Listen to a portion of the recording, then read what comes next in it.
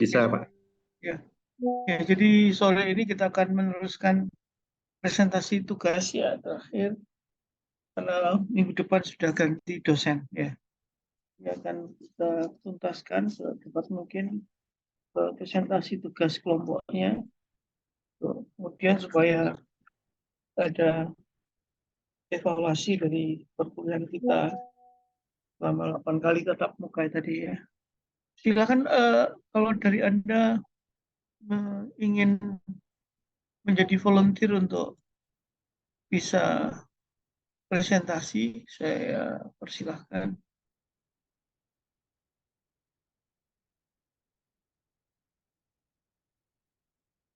Nanti sehabis presentasi, mohon filenya dikumpulkan ya, untuk kita nilai. Minta tolong Pak Sinta ya, untuk bisa mengkoordinasi dan mengumpulkan semua tugas-tugas. Iya, baik Prof. Iya, terima kasih. Siapa yang mau jadi volunteer untuk presentasi dulu? Ini tugas kelompok ya, Prof. Iya, Kelompok tugas 3, Prof. kelompok. Iya, kelompok 3, monggo. Nanti disebutkan Izin, Prof. anggotanya ya, Pak Ari ya. Kelompok 3.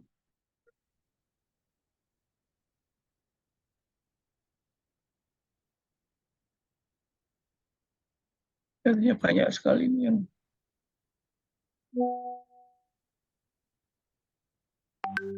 setelah kelompok 3, kelompok 9.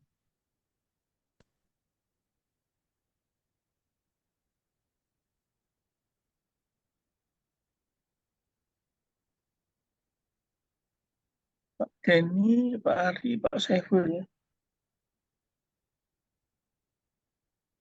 Betul, Prof. Sebentar, Prof. Masih mau. Silakan.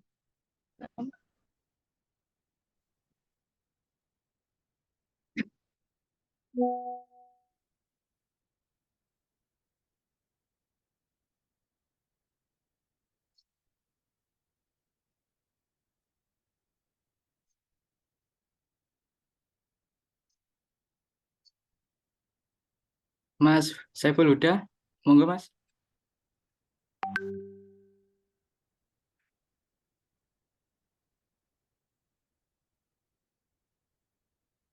Mas Saiful monitor ya? Mas?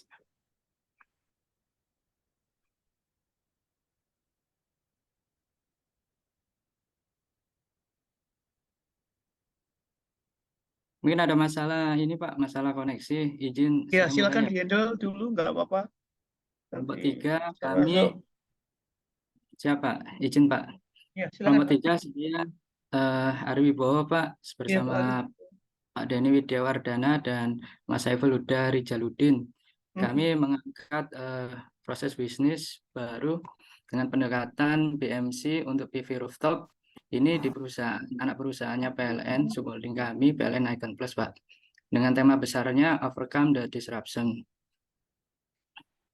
Ini ada insight terkait motivasi kami mengangkat judul ini, Pak.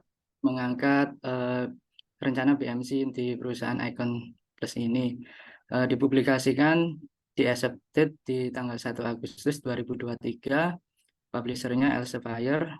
Penelitinya ada Luciana Marquez, Jagruti Thakur, Enrico Batista, Ragaya Thakur, Wadid Uturbey. Judulnya Categorizing Share Photovoltaic Business Model in Renewable Market, an approach based on canvas and transaction cost. Sedikit abstrak dari paper ini, Pak. Model bisnis fotovoltaik PV ini jika dilakukan bersama memungkinkan presentasi lebih luas dari konsumen untuk mendapatkan manfaat dari energi terbarukan karena biaya instalasi dan transaksi secara signifikan justru jelas berkurang. Dengan merancang model bisnis bersama dan berbasis komunitas ini dapat memberikan kontribusi untuk membantu negara-negara mencapai target pengurangan emisi, terutama di negara-negara berkembang. Iya, bisa nanti papernya di-forward ke saya, Pak ya? Siapa? Kelihatannya Bisa, Pak. papernya menarik ini, bisnis komunitas energi. Iya, Pak. Bisa. Ya, Pak. Terus selanjutnya latar belakang Mas Denny, monggo, Mas. Mas Saiful sudah ada, jadi silakan Mas Saiful. Oke, monggo Mas Saiful untuk latar belakang. Baik, terima kasih. Jadi latar belakang dalam ide ini adalah penetrasi PV rooftop tidak bisa dihindari, meskipun bisa jadi itu mendisrupsi PLN itu sendiri.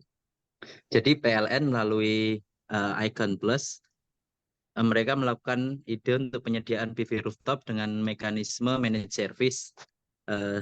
Di situ dia ada dua poinnya, yaitu boleh ini Pak, ada dua, baik itu di channel retail maupun yang untuk utility.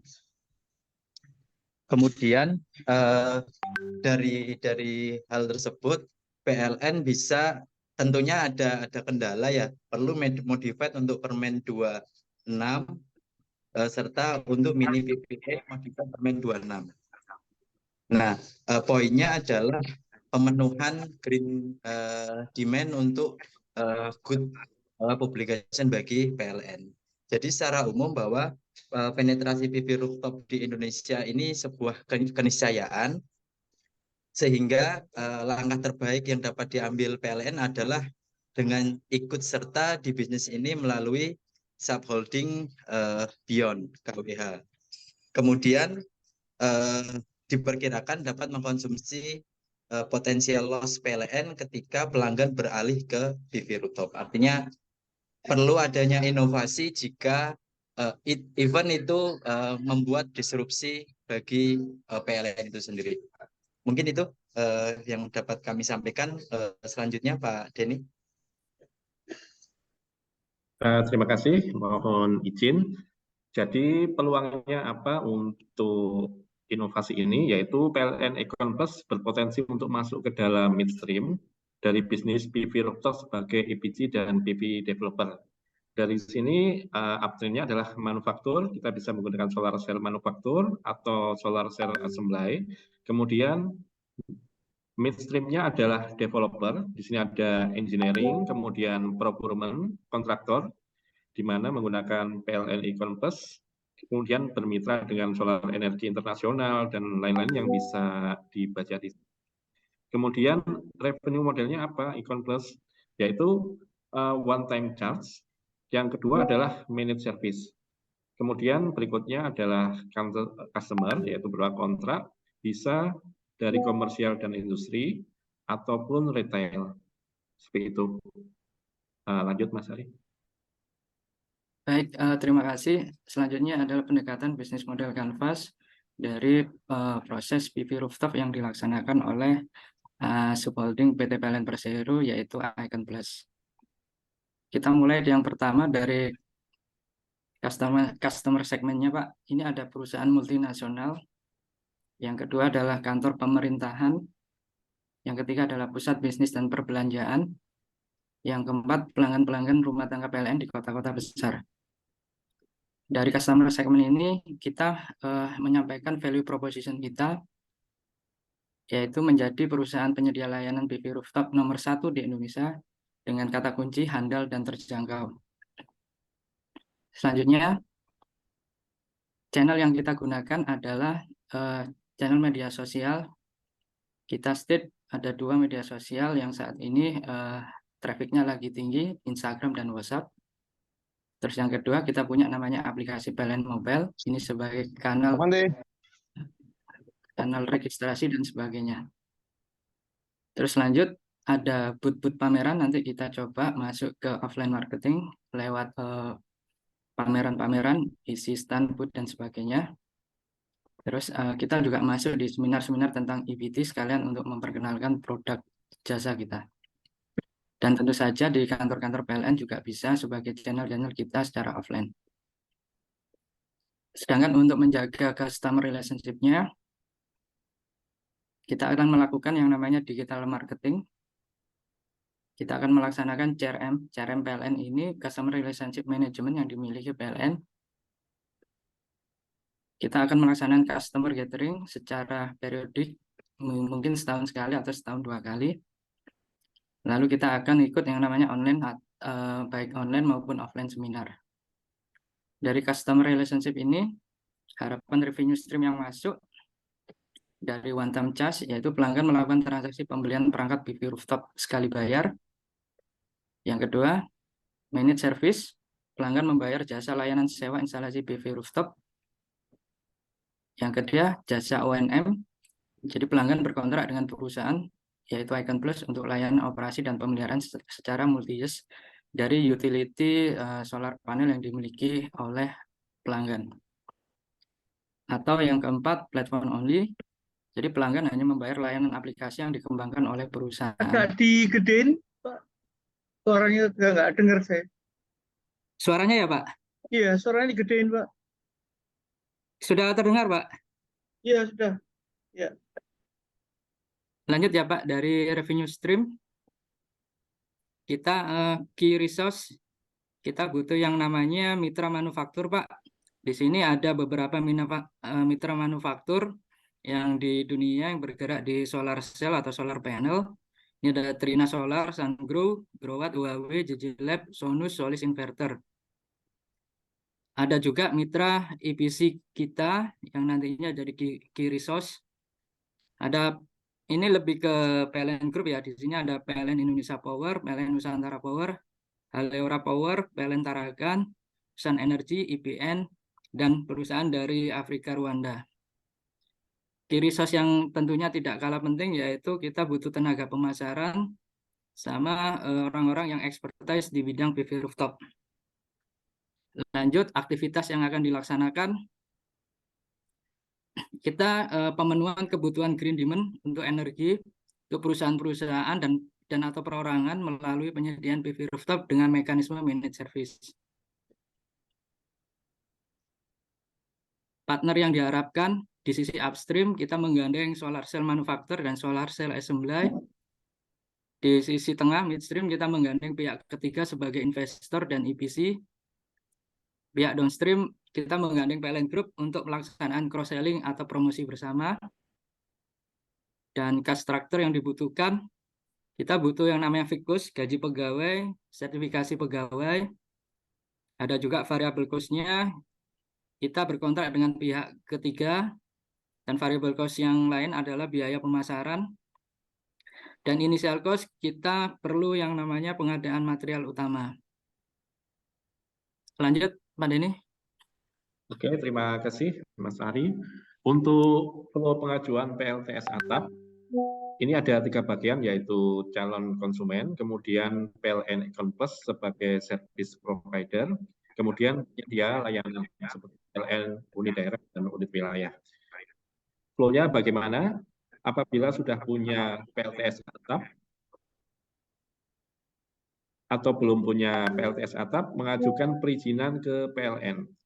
Di sini kemudian ada koordinasi dan penawaran penyediaan layanan PLTS atap dengan pilihan paket. 1, beli PLTS. Yang kedua, apakah managed service saja. Yang ketiga, O&M. Yang keempat, hanya platformnya. Kemudian kita arahkan ke penyedia layanan, yaitu untuk membuat kajian. Kalau tidak diizinkan, maka akan menyampaikan justifikasi penolakan kepada calon pelanggan. Kalau diizinkan, yang belum punya PLTS atap akan melakukan pemilihan paket penyediaan dan skema pembayaran.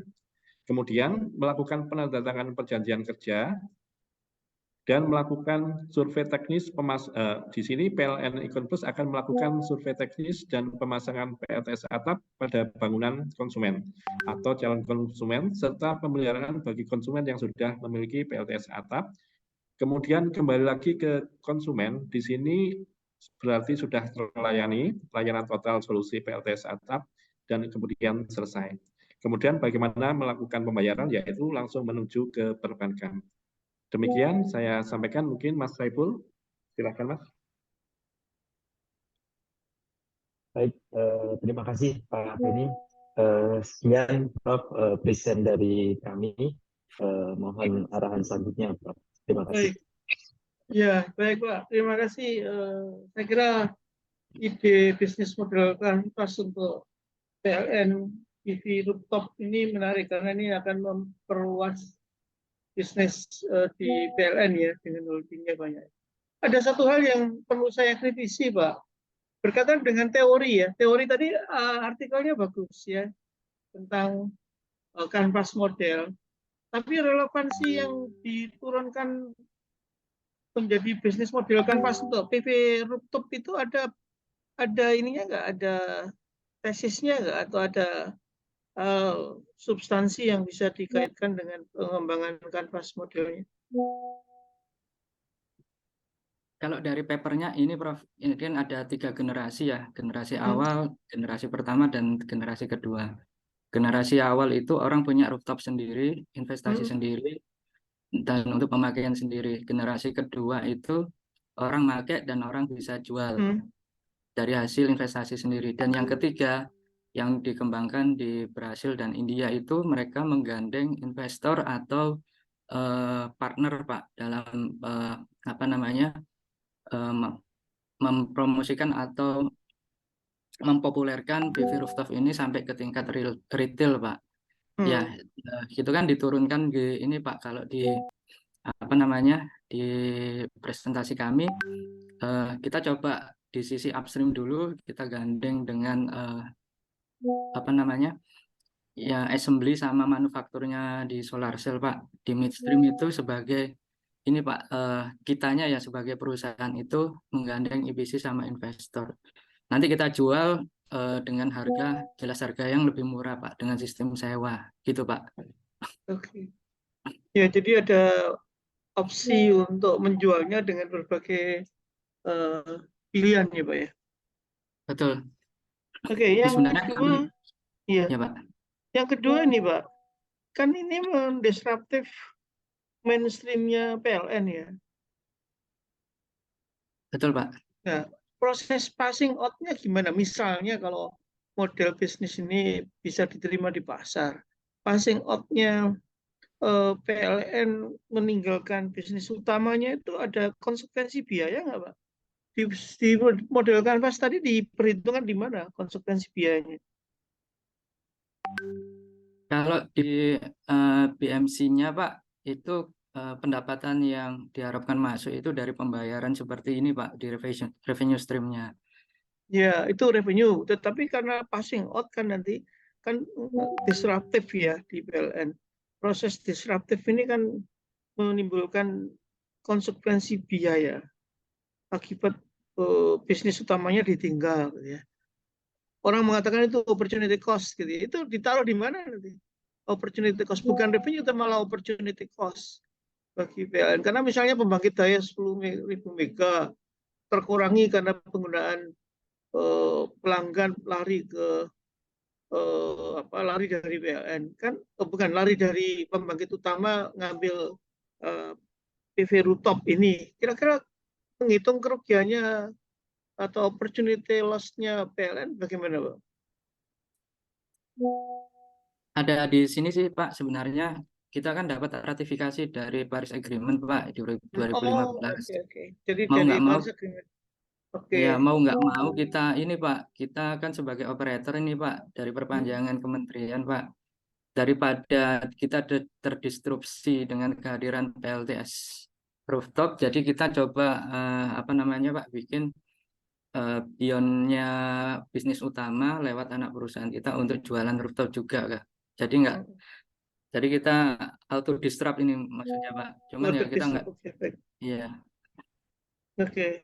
Terus yang perlu kita elaborasi lagi itu adalah value proposisinya Pak. Jadi value proposisi tadi itu dalam perspektif customer, bukan dalam perspektif perusahaan kita. Pak Saiful tadi, atau Pak Denny ya, Pak Denny tadi mengekspos value proposition-nya itu menjadi perusahaan penyedia layanan PV. Itu adalah visinya PLN ya, bukan visinya customer. Jadi value itu sesuatu yang bisa menarik customer, mengapa mereka kemudian harus beli PV rooftop ya. Itu esensinya. Jadi value-nya itu keterpihakannya bukan untuk pengembangan bisnis kita, tapi untuk apa yang dirasakan oleh customer untuk membutuhkan bisnis utama kita. Yang ditampilkan itu visinya ya, visinya PV rooftopnya. Jadi mungkin agak diformulasikan lagi nanti value-nya. Kemudian key activities. Key activities itu disebutkan di sini pemenuhan kebutuhan. Pemenuhan kebutuhan itu output, Pak. Aktivitas itu ada merubah input jadi output. Jadi aktivitas apa saja yang nanti bisa mendelivery atau bisa customer itu menikmati value proposition yang ditawarkan PLN. Ya. Jadi aktivitasnya barangkali ya sebagai broker, sebagai manufakturer gitu ya, atau sebagai apa ya. Jadi key activities ini juga key partner, oke, bagus. Key resource, ya itu resource-nya kan berbagai mitra PLN ya. Kemudian customer segmennya kelihatannya membidik yang besar-besar saja ya. Betul, Pak. Tentu ada alasannya Pak Ari ya, kira-kira. Kenapa kok yang dibidik itu customer besar, segmen-segmen besar. Potensi yang menjadi beban subsidi PLN membengkak itu kan justru yang kecil-kecil ya barangkali ya. Konsumen kecil gitu ya. Apakah salah satu tujuannya ini nggak ingin mereduksi beban subsidi listrik? Karena kami melihat Pak di paper juga apa namanya, teknologi rooftop ini kan masih tergolong mahal Pak, karena belum masif juga Pak dipakai. Jadi kami sasar untuk perusahaan-perusahaan multinasional yang kegiatan ekspor impornya itu ada beberapa yang sifatnya itu compliant Pak, atau kepatuhan. Dia harus menyediakan sumber energi green energinya di perusahaan dia. Nah, ini sebagai salah satu peluang Pak. Terus yang berikutnya kantor pemerintahan itu kenapa? Karena sebagai perpanjangan ratifikasi juga yang di kantor-kantor pemerintahan itu setidaknya mereka mendukung green energy Pak. Iya. Pusat bisnis perbelanjaan. Iya siapa? Ya, kalau alasan strategik begitu memang sangat masuk akal ya. Tetapi bisnis model ini sesuatu yang affordable ya nantinya ya. Sehingga memang visibilitas dari aspek keteknikan maupun keekonomiannya itu harus tercapai. Kalau skala besar itu saya bayangin nanti space yang diperlukan untuk rooftopnya itu seberapa besar. Misalnya untuk kebutuhan kantor pemerintahan. Saya nggak tahu teknologinya. Kelayakan teknisnya bagaimana, Pak? Apakah cukup space itu membangkitkan kapasitas untuk suplai satu kantor gitu? Kalau ini kan skalanya PV rooftop Pak, jadi PV dia itu nggak apa, butuh Pak? lahan. Coba bisa dijelaskan. Photovoltaic Ya, rooftop. photovoltaic. Tapi ini skalanya, ya betul Pak. Ini skalanya yang nggak butuh lahan Pak. Jadi ini nempel di bangunan Pak, segmennya. Jadi kalau waktu skala utility, skala untuk apa? Skala yang ada di tanah gitu Pak, itu kajiannya beda lagi Pak. Itu butuh izin lagi Pak, gitu Pak. Oke. Saya hanya ingin tahu karena kenapa yang disasar itu customer segmen yang besar. Segmen kebutuhan pembangkitannya, kebutuhan dayanya besar. Kalau kebutuhan dayanya besar, maka supply listrik yang harus di-generate kan besar juga. Apakah satu di atap gedung itu mampu nggak mensuplai kebutuhan konsumsi listrik di utama tadi gitu ya. Nah, ini juga dari saat menetapkan customer, mengkaitkannya dengan value proposition-nya itu harus erat, harus relevan begitu ya.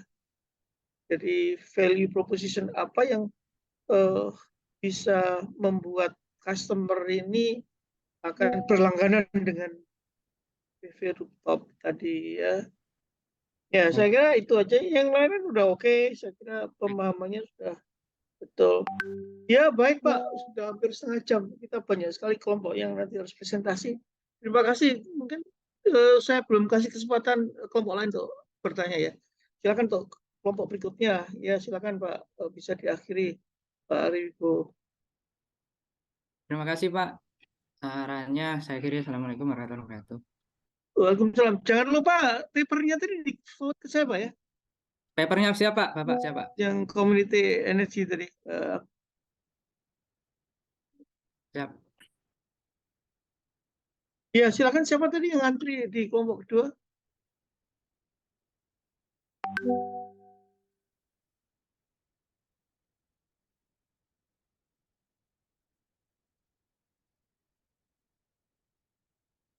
Siapa yang mau presentasi yang mewakili kelompok Baik, ini? mohon izin Pak Prof. Pak Budi, Satria, kami dari kelompok 9. kelompok 9 ya.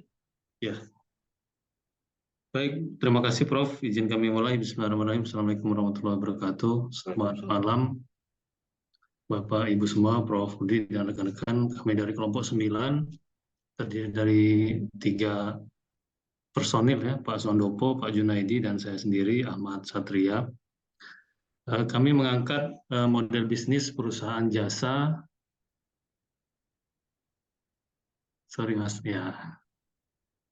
jasa konsultan arsitektur dan jasa kontraktor, Prof. Lanjut, ini agak banyak, slide-nya ada 24, tapi Wah, intinya banyak sekali. ada 15, kami coba percepat, Prof. Iya. Ada 6 bagian. Pertama, kami sampaikan dulu informasi jurnal yang kami kutip untuk paper ini. Yang pertama, atau jurnal yang kami ambil ini berjudul From Strategy to Business Models and Onto Tactics Long Range Planning. Jadi penelitinya atau researchernya adalah Casadesus R.J.E. Richard. Ini dipublish di tahun 2010 di doi.org, publishernya Elsevier. Kemudian topiknya How Performance Measurement Can Support Achieving Success in Project-Based Operation. Lanjut. Kemudian ini sebagai introduction, ada 5 poin yang kami sampaikan. Sebagai latar belakang juga terdapat kompleksitas dalam mendefinisikan dan mengukur keberhasilan manajemen proyek. Nah, khususnya dalam hal ini proyek inovasi dan bagaimana hubungan keduanya dapat dinamis dan di satu sisi juga ada kesulitan untuk dinilai. Yang pertama, jumlah perusahaan yang bergerak di dalam industri jasa konstruksi menurut data BPS tahun 2016, dari tahun 2010 sampai 2015 ini mengalami peningkatan cukup signifikan di Indonesia. Jadi pertumbuhan rata-ratanya itu sebesar 375 perusahaan, penambahannya per tahun. Dalam 5 tahun itu kurang lebih terdapat peningkatan sebanyak 1.871 perusahaan. Nah, di data BPS ini juga dapat kita lihat bahwa jumlah dan nilai proyek konstruksi di Indonesia terus mengalami peningkatan setiap tahun. Ini sejalan dengan proyek pemerintah dalam pembangunan infrastruktur periode 10 tahun ke belakang ya di era pemerintahan Bapak Jokowi. Kemudian tingginya persaingan usaha dalam industri konstruksi ini membuat perusahaan perlu meningkatkan model bisnis yang jelas dan strategi bersaing untuk tetap dapat bertahan di dalam industri konstruksi tersebut. Kemudian dalam pembahasan ini kita coba mengidentifikasi model bisnis yang dijalankan oleh perusahaan konstruksi dengan pendekatan 9 unsur bisnis model kanvas. Kemudian selanjutnya kami juga mengidentifikasi faktor apa saja baik eksternal maupun internal yang akan mempengaruhi model bisnis perusahaan konstruksi ya, jasa konstruksi. Perencanaan perbaikan model bisnis, menyusun program perbaikan untuk di masa yang akan datang, kemudian merencanakan prototipe model bisnis baru, strategi pengembangan bisnis untuk perusahaan jasa konstruksi. Lanjut. Nah, kemudian data yang dibutuhkan dalam penelitian ini ada primer, ada sekunder. Kemudian data primer itu kami dapatkan atau dari jurnal itu hasil wawancara, FGD. Kemudian ada pengisian kuesioner. Kemudian data sekunder berupa dokumen perusahaan dan studi literatur. Kemudian pemilihan narasumber berdasarkan purposive sampling dengan contoh yang dipilih memiliki pengetahuan, keahlian, dan kompetensi dalam bidang yang dikaji pada penelitian ini. Lanjut. Selanjutnya mungkin model bisnis dilanjutkan Pak Junaidi, silakan.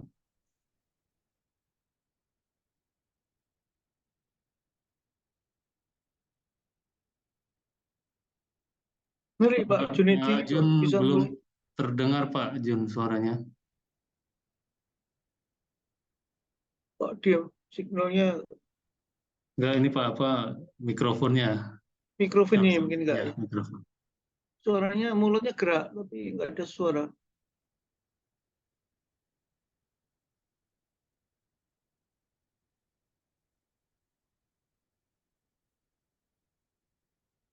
Pak Junedi, mohon dicek Pak mikrofonnya Pak. Mikrofonnya belum on itu ya. Bisa Pak Jun atau dilanjut Pak Sondopo dulu? Sambil Pak Jun memperbaiki mikrofon.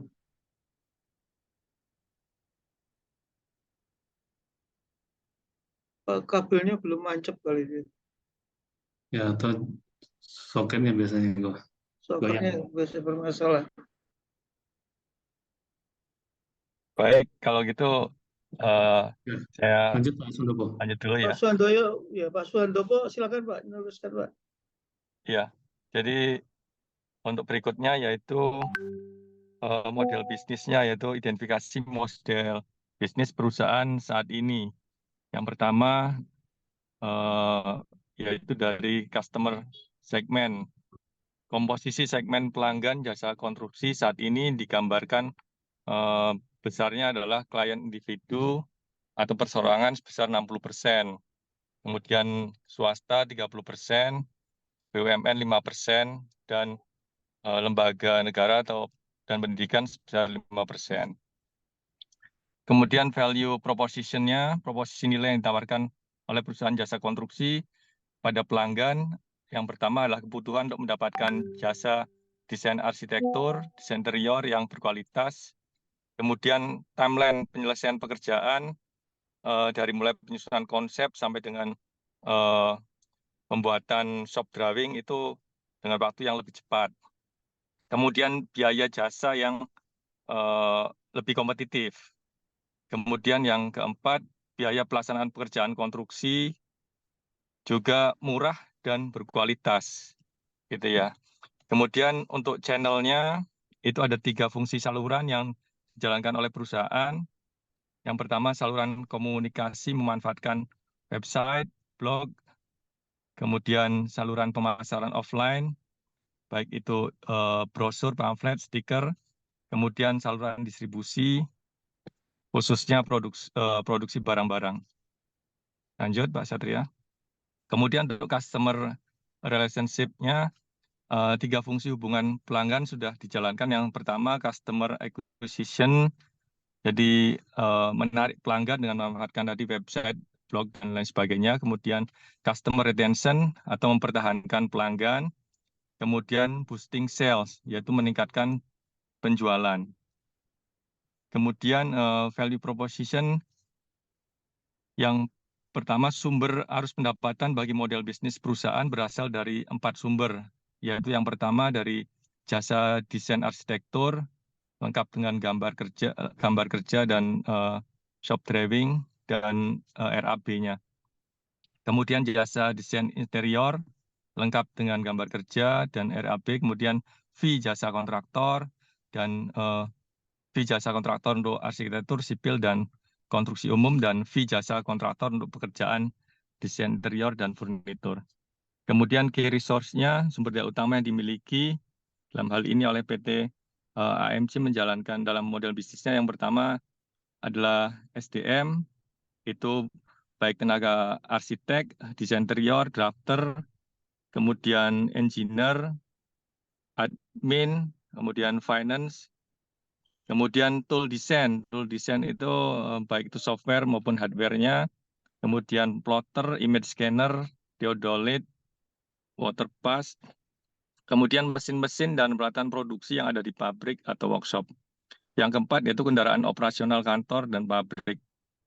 Yang kelima, aset tetap seperti bangunan kantor, gudang, dan workshop. Kemudian yang keenam, mitra strategis perusahaan termasuk supplier, vendor, subkontraktor. Kemudian finansial berupa kemampuan keuangan perusahaan. Lanjut. Kemudian aktivitas kuncinya di dalam model bisnis ini yaitu pembuatan desain arsitektur, gambar kerja, pembuatan RAB, kemudian yang kedua pembuatan desain interior, kemudian berikutnya pembuatan kegiatan konstruksi, kegiatan produksi, kegiatan operasional kantor, dan kegiatan komunikasi dan pemasaran. Key partnership-nya mitra-mitra utama yang dimiliki dalam menjalankan model bisnisnya, yang pertama supplier building material, kemudian supplier building material untuk arsitektur dan sipil, supplier building material untuk home office appliances dan kitchen appliances untuk pekerjaan interior, kemudian supplier atau vendor untuk desain software, hardware, tools, dan mesin-mesin produksi. Cost structure-nya, struktur biaya dalam model bisnis ini, yang pertama gaji tetap untuk para karyawan, kemudian biaya akomodasi untuk meeting, supervisi, dan pengiriman barang ke proyek. Kemudian yang ketiga biaya operasional tetap untuk seperti tagihan air, listrik, dan telepon, dan lain sebagainya yang sifatnya tetap gitu ya tiap bulan. Kemudian biaya operasional tetap untuk pabrik atau workshop. Dan yang terakhir biaya investasi untuk pembelian tools, peralatan, mekanis, mesin-mesin pendukung operasional kantor dan produksi di pabrik. Lanjut. Lanjut mungkin dilanjutkan rekan yang lain, Pak Jun atau Pak Satria. Pak Junaidi sudah bisa? Masih belum terdengar, Pak, suaranya?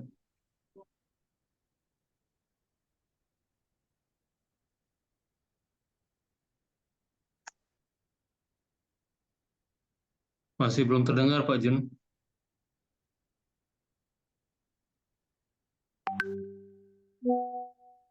Baik, kami coba lanjutkan ya. Mungkin Pak Junaidi masih ada trouble, Pak, di ini ya. Iya, nggak apa-apa, Pak. Silakan. Kami coba lanjut, Pak, untuk di setiap unsur di BMC ini, kami coba angkat analisa SWOT-nya untuk mengidentifikasi faktor secara sistematis untuk merumuskan strategi perusahaan. Pertama dari segmen atau elemen customer segmennya, jadi kekuatannya itu perusahaan memiliki channel atau link gitu ya untuk komunikasi pemasaran, kemudian weakness-nya calon pelanggan sering melakukan price pitching membandingkan harga, kemudian dari peluang perusahaan mampu mendapatkan calon pelanggan baru, mengembangkan produk yang baru, kemudian ada threat juga ancaman segmen pelanggan dapat berkurang apabila perusahaan pesaing mampu meningkatkan kinerja dari sisi kekuatan kita tadi ya. Kemudian value proposition-nya, dari strength-nya terdapat sinergi yang atau hubungan yang kuat antar produk, barang dan jasa yang dihasilkan. Kemudian kelemahannya usia perusahaan masih relatif baru. Cek.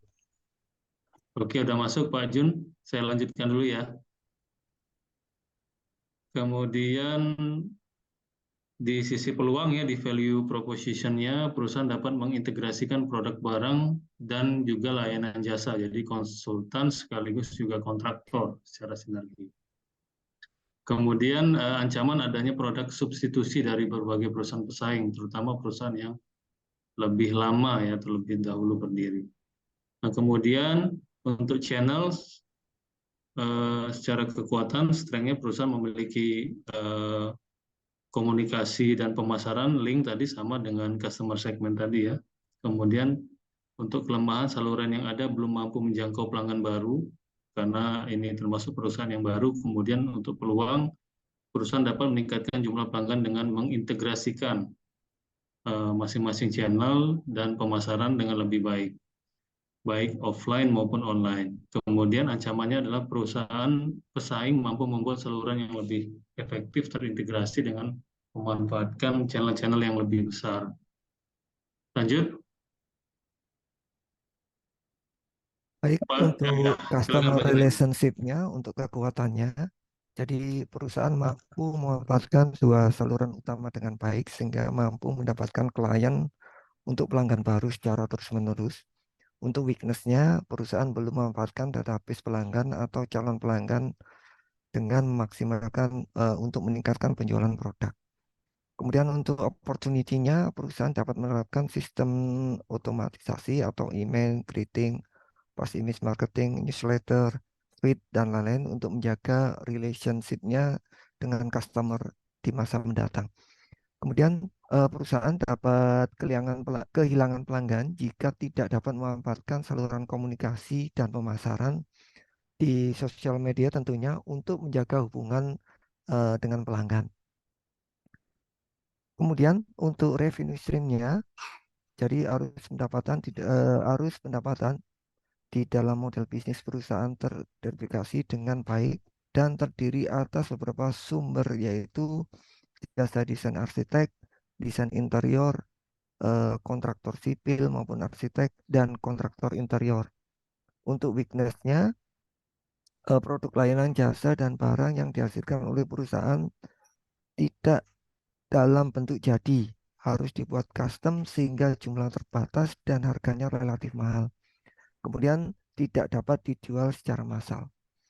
Untuk opportunity-nya, perusahaan dapat memiliki arus pendapatan berulang dengan cara menggabungkan produk barang dan jasa atau desain LPL atau membuat produk baru berupa barang yang dapat dijual secara massal. Kemudian perusahaan saya mengembangkan beberapa sumber arus pendapatan dan jasa konsultasi, arsitek, interior, civil engineering, dan beberapa arus pendapatan dari jasa kontraktor seperti sipil, arsitektur, desain, interior, dan furniture-nya. Kemudian key resource-nya, untuk strength-nya, perusahaan memiliki sendiri sumber daya utama, ya, SDM-nya yang terdiri dari arsitek, desainer interior, 3D arsitek, kemudian engineering, kepala tukang, dan lain-lain. Kemudian juga mempunyai peralatan seperti mesin produksi, mesin operasional, dan aset gudang atau pabrik workshop yang lainnya. Untuk weakness-nya, belum adanya showroom yang terintegrasi dengan pabrik atau workshop untuk memajang mock-up dan contoh barang hasil produksi untuk meyakinkan calon pelanggan baru apabila berkunjung. Untuk opportunity-nya, perusahaan dapat meningkatkan arus pendapatan bagi model bisnis dengan cara menambah SDM khusus, menangani kegiatan pemasaran secara online, dan penjualan secara massal melalui toko online atau webstore. Untuk ancamannya, pengguna sumber daya yang kurang efektif dan efisien akan menurunkan produktivitas kerja, meningkatkan struktur biaya, sehingga produk layanan jasa dan barang yang dihasilkan kurang kompetitif. Kemudian key activity-nya, untuk strength-nya dalam hal teknis, perusahaan mampu mengerjakan proses desain sampai output desain, gambar as well as drawing-nya dengan lebih cepat. Dalam hal non teknis, kemudian kegiatan operasional kantor, workshop sesuai dengan rencana kegiatan yang telah disusun setiap divisi. Untuk weakness-nya, perusahaan belum memaksimalkan kegiatan marketing secara online sehingga aktivitas utama seharusnya kegiatan marketing online ini ditambah porsinya, terutama untuk bus email, marketing sistem untuk menjangkau pelanggan korporat, dan sosial media marketing untuk pelanggan individu.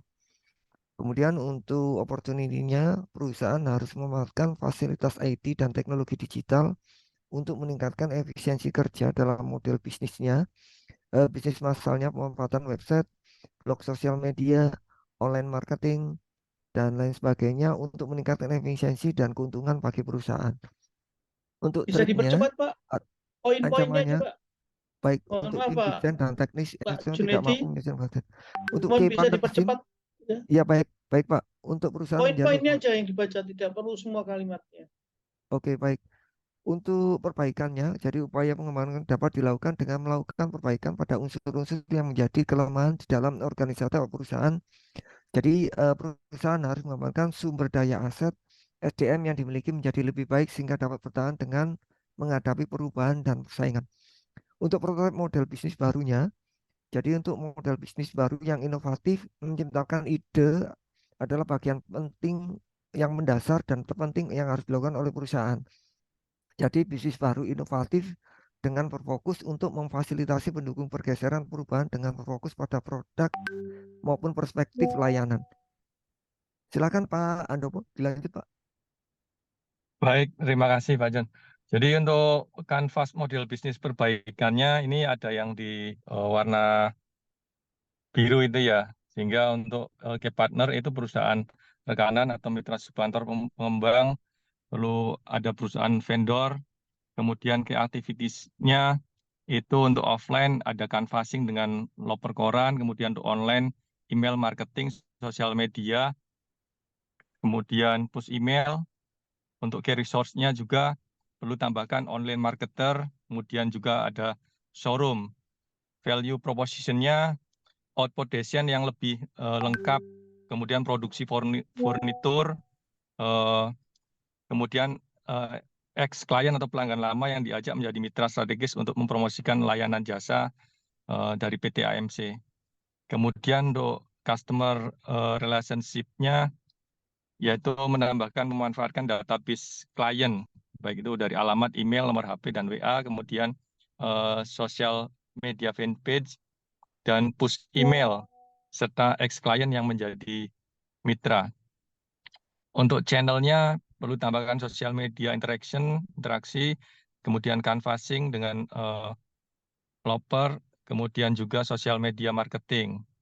Untuk customer segmennya, itu untuk klien atau pelanggan perorangan bisa porsinya 30%, kemudian untuk swasta 30%, BUMN 20%, dan untuk lembaga negara 20%.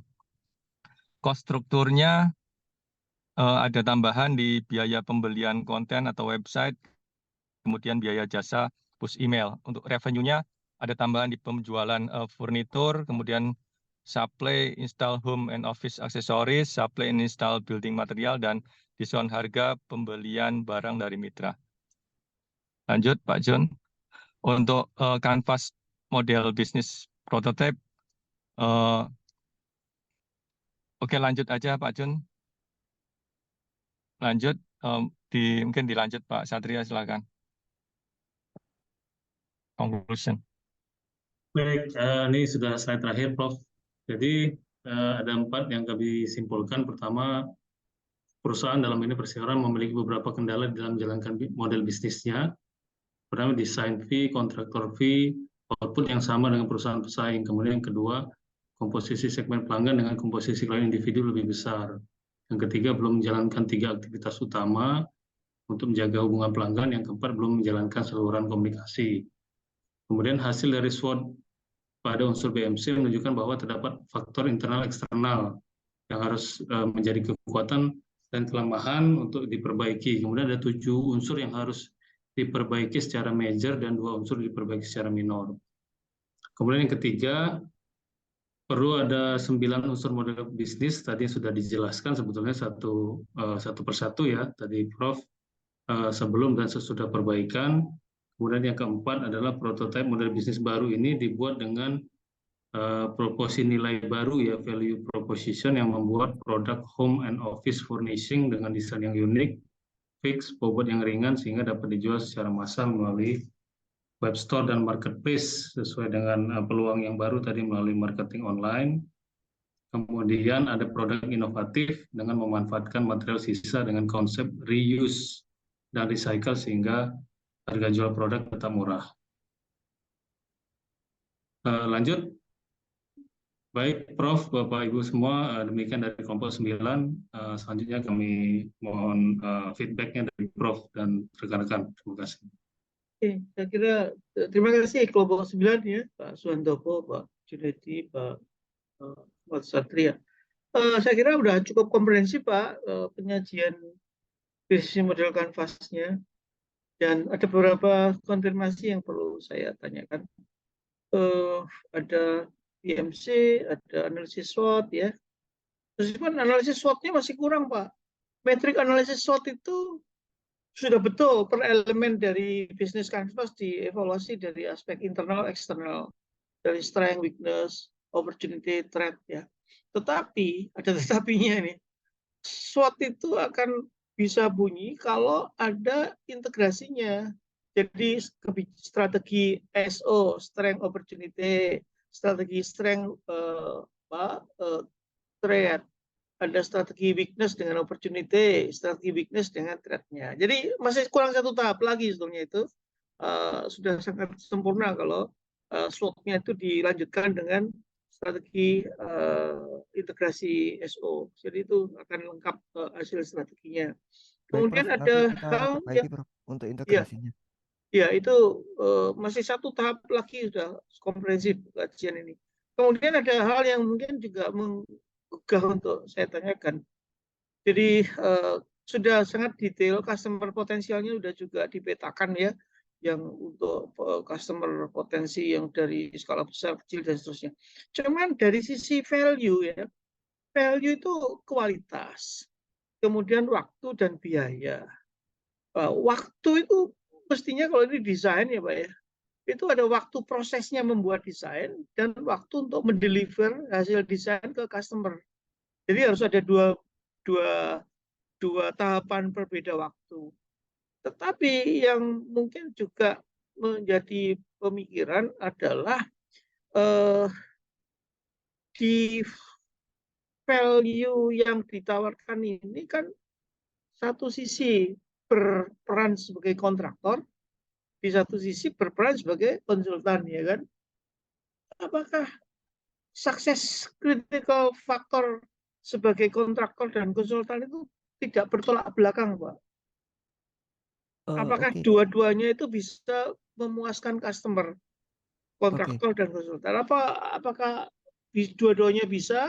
Karena coba nanti ceritain. Atau justru trade off, ada trade off. Kalau kontraktor barangkali pada orientasi biaya, pada konsultan orientasi pada kualitas. Biaya dan kualitas itu dua situasi keputusan yang trade off. Kalau Anda ingin kontraktornya baik, ya biaya konsultannya agak dikurangi gitu ya. Atau sebagainya gimana cerita, atau justru sinergi antara kontraktor dan konsultan. Oke, jadi begini Prof, izin kalau terkait dengan desain kemudian dan lain sebagainya, customer biasanya datang ke kami untuk bertanya-tanya terlebih dahulu. Jadi konsepnya itu kita bertanya juga ini seperti apa konsepnya. Kemudian nanti apa namanya detail-detailnya seperti apa dan itu nanti akan diperjelas. Nah, terkait dengan kontraktor pelaksananya, kami itu ada beberapa mitra juga yang memang joint venture atau joint operation dengan kami juga. Dan tentunya kontraktor-kontraktor ini yang memang kita rekomendasikan untuk melakukan atau mengeksekusi proyek-proyek itu dengan apa namanya beberapa jaminan tentunya apabila nanti pelanggan itu tidak puas dengan apa detail-detail pekerjaannya itu nanti akan dipotong dari nilai atau kontrak yang sudah ditandatangani oleh kedua belah pihak. Jadi semuanya itu goal outputnya adalah customer-nya. Jadi customer happy-nya seperti betul. Iya, jadi outputnya pada customer satisfaction nanti ya. Betul.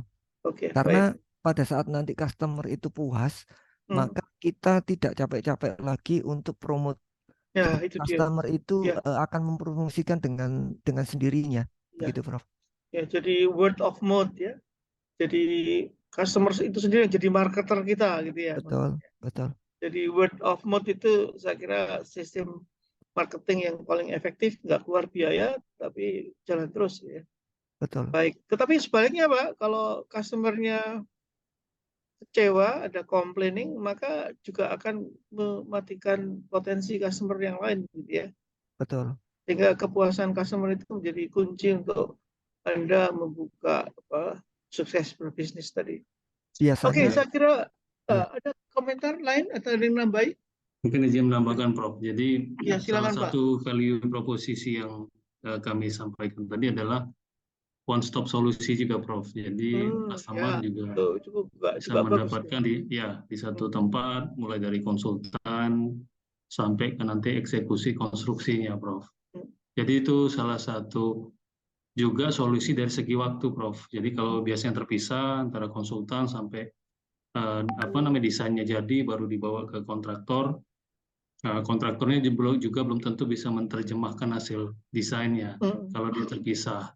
Jadi akan bolak-balik seperti itu, Prof. Nah, jadi kalau dia terintegrasi, walaupun itu tidak murni pure semuanya dari perusahaan ini, bisa jadi kita tadi sampaikan Pak Jun, kita kolaborasi atau ada subkonnya lagi, tapi sudah terintegrasi, Prof. Jadi konsumen hanya cukup datang ke satu perusahaan, end to end itu selesai gitu, Prof. Iya, itu saya kira juga value baru bagi customer, nggak usah repot-repot mengambil keputusan milih mana kontraktor, mana desainer begitu ya. Ya, jadi oke, ya saya kira udah cukup komprehensif. Mungkin ada satu pertanyaan dari kawan-kawannya nih, saya kira menarik usulan BMC untuk bisnis interior. Ada yang ingin bertanya ke kelompok 9? Mengomentari? Ya, baik. Kalau nggak ada yang pertama, kita terus ya, lanjut lagi ya. Siapa yang mau meneruskan? Silahkan. Grupnya siapa?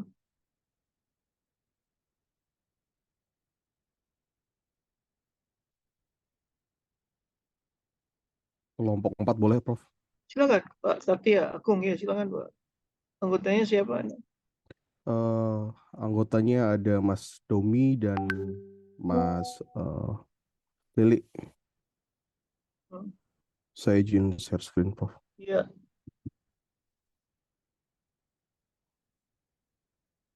Ya, pada kesempatan ini kami ingin membahas mengenai bisnis model Canvas untuk PT Waskita Karya, Prof.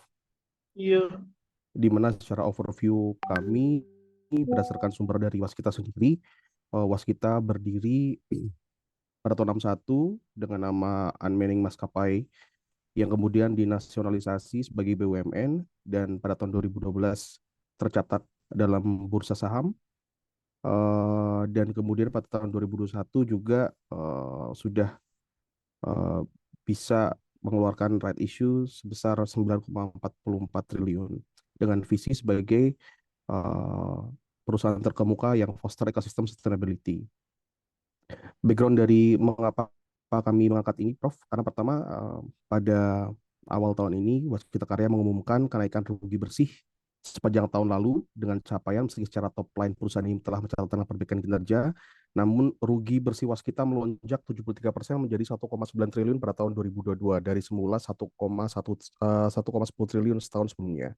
Sementara itu pendapatan perusahaan tercatat mengalami kenaikan 25% menjadi 15,3 triliun dari semula hanya 12,2 triliun pada tahun 2021. Penyebab kerugian juga tingginya beban pokok pendapatan hingga melonjaknya beban umum administrasi. Beban pokok pendapatan Waskita sendiri tercatat naik 35% atau lebih cepat dari pertumbuhan pendapatan 13,85 triliun. Secara proporsi memang beban ini dari tahun lalu dibandingkan dengan tahun 2021 hanya sekitar 84,47%. Sedangkan beban umum dan administrasi perusahaan tercatat naik dari 18,58 menjadi 2,41 triliun dari semula hanya 2,03 triliun. Apabila kita tahu bahwa bisnis lain dari PT Waskita Karya cukup banyak secara grup, mereka menangani investasi, investment, construction, dan manufacture dengan investmentnya dari toll road, realty, non-toll road infrastructure. Untuk construction-nya sendiri memberikan kontribusi yang sangat besar sebesar 84,33% ke pendapatan, dan manufaktur juga ada aplikasi konkret dengan steel manufacturing. Untuk bisnis prosesnya sendiri sebagai gambaran, saat ini Waskita Karya berkontribusi dalam kontrak konstruksi, pelayanan servis konstruksi melalui investasi, dan biasanya mendapatkan melalui konvensional tender. Kemudian mereka juga bisa mensuplai material, mendeliver kepada ownernya, sekaligus melakukan konstruksi itu sendiri dan melakukan operasi dari toll road. Dan mereka juga membentuk strategic partnership toll road untuk mengimprove equity dari Waskita Karya dan mengimprove equity yang digunakan untuk pembuatan jalan tol terbaru dengan berbagai macam proyek jalan tolnya sendiri. Secara umum saat ini bisnis model Canvas PT Waskita Karya,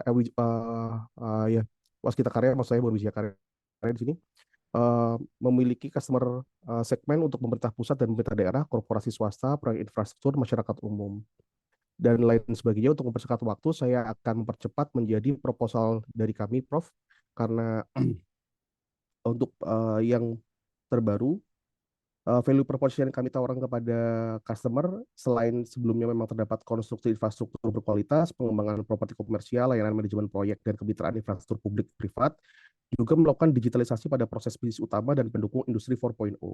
Lalu juga memberikan jaminan atas kualitas layanan pembangunan infrastruktur di berbagai sektor, seperti bandara, jalan tol, bendungan, pelabuhan, dan infrastruktur strategis lainnya. Juga penggunaan teknologi konstruksi menggunakan building information modeling untuk menghasilkan desain dan perencanaan konstruksi yang efisien dan akurat, dan inovasi yang berkelanjutan pada siklus konstruksi dan layanan pendukungnya demi peningkatan customer satisfaction. Untuk customer relationship sendiri, mereka mendasarkan kepada hubungan B2B yang kuat, layanan pelanggan yang terpersonalisasi, penyediaan jaminan dan keamanan dalam konstruksi, serta penyediaan layanan pasca proyek berupa maintenance, upgrade, dan dukungan teknisi. Dalam channel sendiri, biasanya juga mereka mendapatkan tender proyek pemerintah, penawaran klien swasta, mitra konstruksi, dan jaringan kontraktor. Tapi kita juga ingin menawarkan perspektif lain, yaitu memberikan supply chain ekosistem, dan mereka harus mengimprove bisnis prosesnya dalam rangka implementasi platform digital untuk tender dan manajemen proyek guna mempercepat proses dan transparansi. Di sini revenue stream-nya biasanya pendapatannya akan mendapatkan dari pendapatan proyek konstruksi, penjualan properti, fee layanan manajemen proyek, kontribusi kemitraan infrastruktur, dan pendapatan dan penjualan teknologi konstruksi berupa lisensi perangkat, maksudnya ini perangkat lunak, bukan lunas ya Prof ya, dan layanan berbasis pelanggan. Sedangkan key activity yang harus ditekankan selain biasanya kita karya di perencanaan dan desain proyek konstruksi dan pengembangan, proyek properti, manajemen proyek dan negosiasi kontrak, juga harus melakukan inovasi bisnis proses, Prof, yaitu implementasi metodologi agile dalam manajemen proyek untuk fleksibilitas dan responsif terhadap perubahan, lalu inovasi bisnis proses penggunaan teknologi blockchain untuk memonitoring supply chain, dan inovasi bisnis proses untuk penggunaan analisa prediktif untuk memprediksi kebutuhan bahan dan sumber daya selama proses proyek. Untuk key resources-nya sendiri, selain pada umumnya memang menggunakan sumber daya manusia, baik insinyur, arsitek, dan tenaga konstruksi, lalu order pekerjaan, konstruksi dari pemerintah, kapabilitas manajemen proyek. Kami juga mengutamakan SDM yang kompeten dalam seluruh aspek pengembangan bisnis, digitalisasi proses bisnis utama dan pendukung dalam sistem informasi terintegrasi, lalu juga kepemilikan aset yang besar dan penerimaan good funds dari penerbitan obligasi, lalu implementasi excellent and fit in behavior and performance services, dan hubungan dengan pemerintah serta stakeholder dalam memberikan jaminan atas kualitas layanan pembangunan infrastruktur berstatus PSN.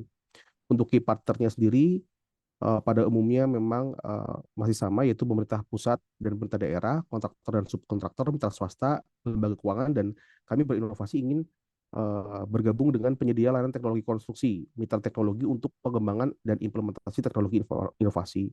Sedangkan untuk cost structure-nya sendiri, pada umumnya memang sudah terbentuk cost structure berupa gaji dan upah tenaga kerja, pembelian material konstruksi, biaya perawatan, biaya pemasaran, dan penjualan. Namun dengan adanya inovasi, tentunya baik di bisnis proses maupun di layanan, reduksi biaya administrasi dengan otomatisasi bisnis proses dengan penggunaan teknologi untuk manajemen sumber daya, lalu biaya penelitian dan pengembangan teknologi, serta investasi dalam teknologi konstruksi. Untuk lebih lengkapnya mungkin silakan Mas Domi atau Mas Lilik, monggo. Baik, terima kasih Pak Agung. Izin melanjutkan Pak, terkait dengan customer segment. Pak, di sini kita bisa melihat ada segmen pemerintah pusat dan daerah. Ini peranannya adalah mengacu pada informasi yang dirilis oleh Kementerian Keuangan Republik Indonesia. Itu infrastruktur merupakan salah satu sektor prioritas ya, yang memperoleh dukungan melalui sejumlah model pembiayaan, antara lain itu alokasi SPSN dengan senilai 29 triliun, serta skema kerjasama pemerintah dengan badan usaha atau KPBU dengan total nilai investasi mencapai 244 triliun. Selain itu, pemerintah juga menyalurkan penyertaan modal negara atau PMN bagi 7 BUMN sejumlah 38 triliun yang difokuskan untuk mendukung kelanjutan pembangunan infrastruktur serta mendukung penjaminan proyek infrastruktur nasional. Dari informasi yang didapat juga pembangunan infrastruktur itu merupakan salah satu fokus pembangunan pemerintah dengan alokasi anggaran mencapai 373 triliun pada APBN 2022 dan 392 triliun pada APBN 2023. Terkait dengan segmen masyarakat, sampai dengan tahun 2022, Waskita secara konsisten terus meningkatkan kontribusinya di dalam upaya pembangunan di dalam negeri melalui pembangunan konstruksi yang bermutu serta memberikan manfaat secara luas bagi masyarakat.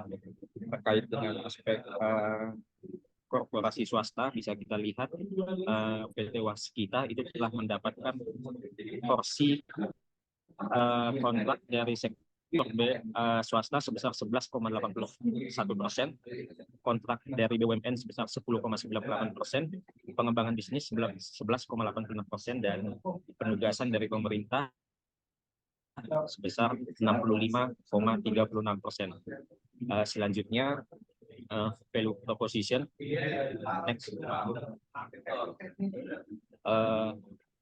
Yang pertama kita bisa melihat di sini itu penerapan digital engineering, digital construction, digital supply chain management, dan digital operation itu langkah utama yang dilakukan oleh PT Waskita untuk mendukung kepuasan pelanggan.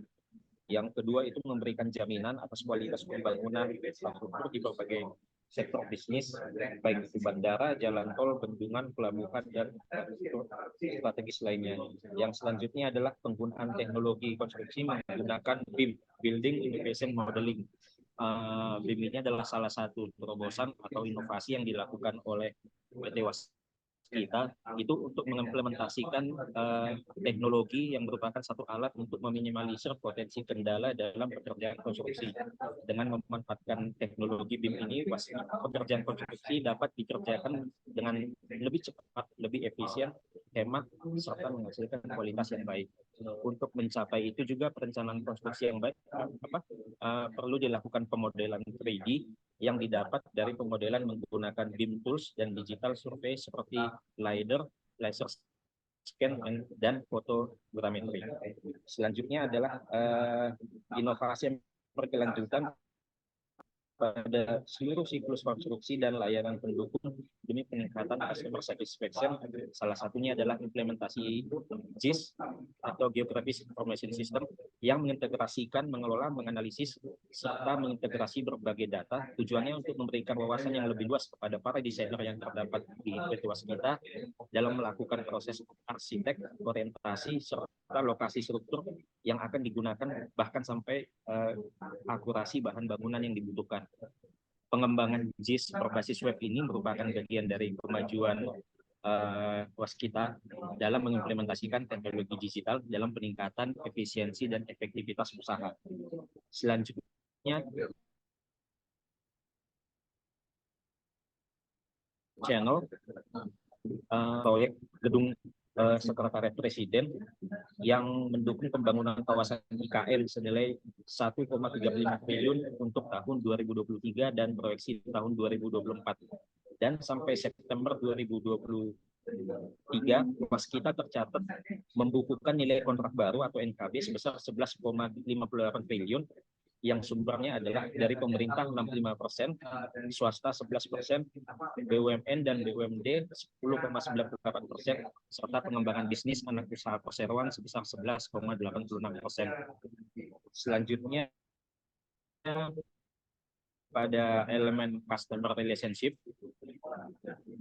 bisa kita lihat di sini pertama adalah adanya hubungan B2B yang kuat antara Waskita dengan stakeholder-nya. Yang kedua adalah pelayanan pelanggan yang personalisasi, penyediaan jaminan dan keamanan dalam proses konstruksi, serta penyediaan layanan pasca proyek meliputi maintenance, upgrade, dan dukungan teknis.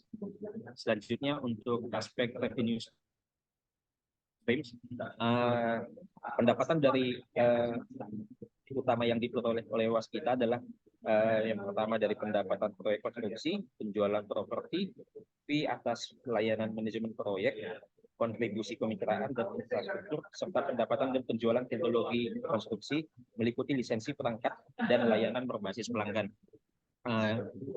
aspek lain yang menjadi sumber pendapatan waskita adalah pendapatan dari pencatatan bunga mencapai 1,15 triliun pada tahun 2022 serta pendapatan melalui keuntungan selisih kurs senilai 2,72 miliar pada tahun 2022, sedangkan pendapatan lain-lain mengalami penurunan karena imbas dari nilai kontrak yang didapatkan oleh waskita itu mengalami penurunan yang drastis pasca era pandemi.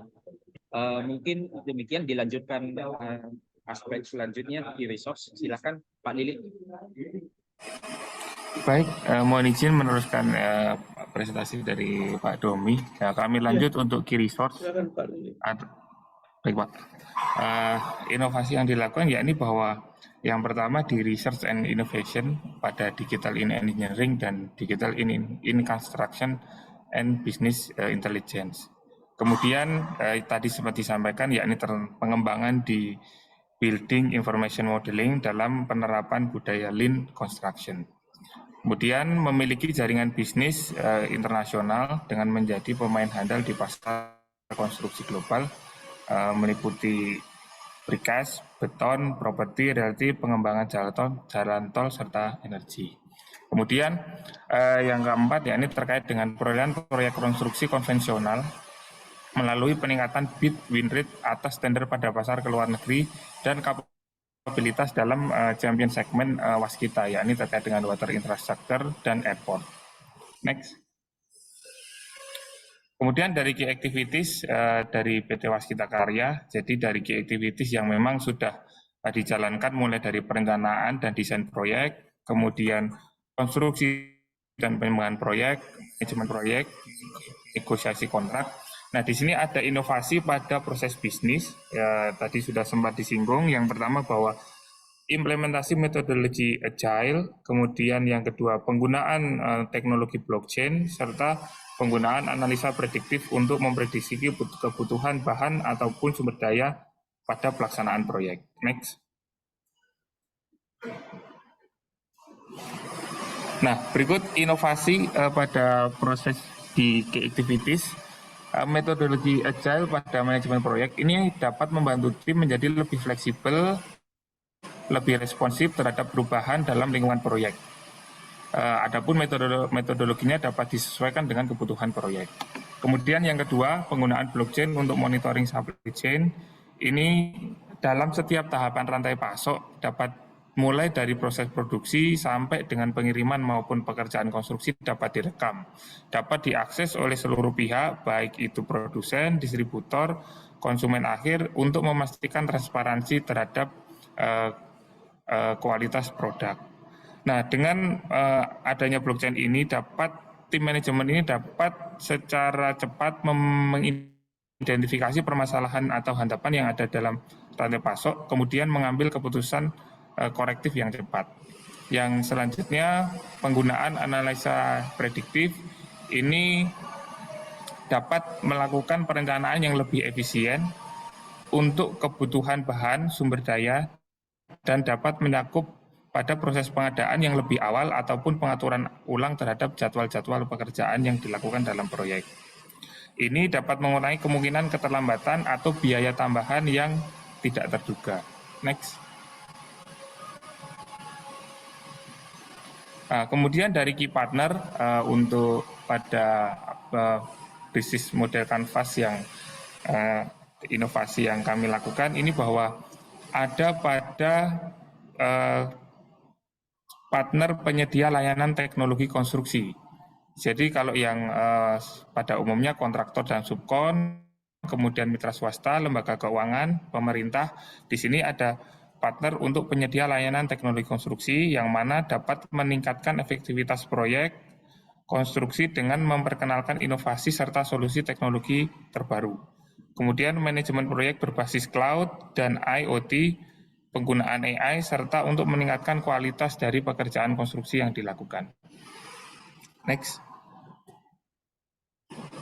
Nah, kemudian dari sisi cost structure pada bisnis model canvas yang sebelumnya bahwa memang cost structure untuk pekerjaan tertinggi pada gaji dan upah tenaga kerja, kemudian pembelian material konstruksi, biaya pemasaran dan penjualan, serta biaya perawatan. Nah, di sini ketika inovasi ini dilakukan, ada penambahan biaya pada inovasi pada bisnis proses, kemudian ada biaya pada investasi teknologi, serta biaya pemeliharaan dan pengembangan teknologi. Mungkin demikian, Prof, yang dapat kami sampaikan dari kelompok 4. Terima kasih, mohon Baik, arahan terima dan kasih. masukan, Prof. Ya, terima kasih Pak Lili dan kawan-kawan atas presentasinya. Saya kira sudah banyak ide yang ditawarkan dari kelompok 4 untuk peningkatan teman dari PT Waskita Karya. Ada hal yang perlu saya koreksi terkait dengan value proposisinya, Pak. Value proposisi dengan aktivitas itu sering kali confuse. Coba ditampilkan lagi, Pak.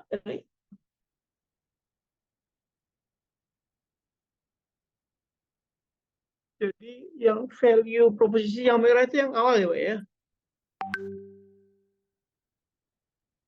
Yang biru itu yang usulan ya. Betul. Betul, Prof. Ya, gini. Kita harus membedakan value itu adalah output yang diberikan oleh unit atau korporasi itu ya. Value yang dirasakan nanti bisa memuaskan customer segmennya. Ya, sekarang kita lihat digitalisasi itu keuntungannya pada produser dalam hal ini Waskita Karya atau pada customer. Apakah digitalisasi itu bukan key aktivitas yang nanti bisa meningkatkan value proposition yang ditawarkan? Termasuk penggunaan teknologi itu. Customer itu nggak tahu menahu, nggak care dia apakah Waskita Karya akan menggunakan teknologi konstruksi dalam building information-nya. Yang jelas value dari customer itu pengennya ya hasil konstruksi dari Waskita Karya itu yang akurat, yang canggih gitu ya. Ya, jadi tolong dibedakan mana value proposition yang itu nanti menjadi output yang dinikmati value-nya oleh customer dengan usaha dari Waskita Karya dalam memenuhi output tadi. Apakah itu teknologi konstruksi, apakah inovasi, agile, macam-macam tadi. Itu kan usaha dari Waskita Karya dalam rangka memenuhi customer satisfaction-nya ya, lewat value yang ditawarkannya. Jadi saya kira itu banyak yang miss begitu ya. Sehingga di dalam membaca value proposition itu yang perlu ditekankan itu pada awalnya. Jadi kalau grup Anda mengatakan penggunaan teknologi, siapa yang care terhadap penggunaan teknologi? Customer nggak akan care, ya kan? Customer care-nya ya teknologi itu nanti menghasilkan sesuatu lah, sesuatu itu yang akan dinikmati oleh customer-nya. Digitalisasi, ya digitalisasi itu dalam rangka apa ya? Memang meningkatkan customer, tapi outputnya apa dari digitalisasi? Itulah yang menjadi value proposition yang ditekankan, gitu ya. Sementara proses digitalisasi, proses penggunaan teknologi, proses inovasi itu adalah key aktivitas untuk mendukung sana ya. Saya kira koreksi dari saya itu aja. Baik, Prof. Terima kasih atas koreksinya, Prof. Oke, saya kira sudah komprehensif ya kajian di Business Conference untuk PT Wijaya Karya. Silakan bisa diakhiri presentasinya. Baik, Prof. Terima kasih, Prof. Silakan next group. Kelompok 2, Prof. Izin, Prof. Grup 2 ya, silakan Pak.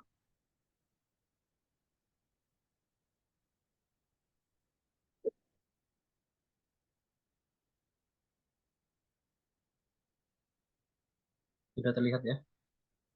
Iya. Siapa aja anggotanya, Pak? Selamat malam, Assalamualaikum warahmatullahi wabarakatuh. Syarifuddin, waalaikumsalam warahmatullahi wabarakatuh. Kami dari kelompok 2.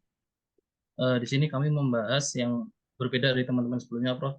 kita Iya, membahas Gojek dari sisi manajemen teknologi aspeknya seperti apa. iya, Kelompok 2 ada Pak Himawan, ada Mbak Ana, ada saya. Kenapa Gojek? Karena kami rasa banyak yang perlu dipelajari dari Gojek ini. Prestasinya banyak, inovasinya juga banyak, dan ada sih yang gagal, ada juga yang berhasil. Tapi yang berhasil akhirnya dipakai oleh semua orang. Intinya solve the community problem.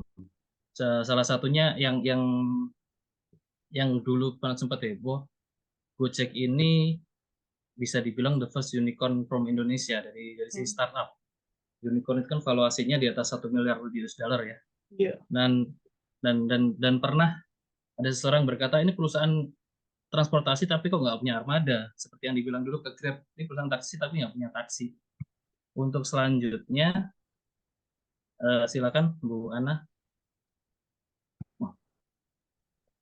Baik, terima kasih Mas Ari.